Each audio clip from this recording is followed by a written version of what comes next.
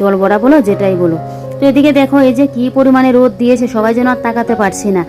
আর এই যে এবারে কিন্তু ফাইনালি কাছাকাছি চলে আসলাম, ওই যে যার বাড়িতে ঠাকুরটা বানানোর জন্য দেওয়া হয়েছে। ওই যে আমরা কিছুদিন আগে বাড়িতে এসেছিলাম না, তখন পুরোহিতের সাথেও কথা হয়েছিল, আর ঠাকুরের জন্য কিন্তু বানানোর জন্য একদম পুরো মানে বলে দেওয়া হয়েছিল। তো শেষমেশ এই যে দেখো চলেও আসলাম। এবারে ঠাকুরকে তো এখান থেকে আবার করে নিতে লাগবে। এখানে আমি মোমবাতি, ধূপকাঠি, তারপর দান দুব্বু, সিঁদুর, তারপর একটু মিষ্টি মুখ করে তারপর কিন্তু ঠাকুরকে নিয়ে যাব আমাদের বাড়িতে। তো কাকিমণি আবার আমাকে দেখিয়ে দিচ্ছিল কিভাবে কি নিতে লাগবে। তো আমার বোনও আসতে পারেনি, কারণ বাড়িতে তো অনেক কাজ, আর মা তো যেহেতু অসুস্থ, তো সব দিক তো সামলাতে লাগে বলো। আর মেজো কাকিমণিও কিন্তু বাড়িতেই রয়েছে, ওই যে রান্নার দিকে সকালের খাবার দাবার রান্নার ইয়েটা করছে সেখানে।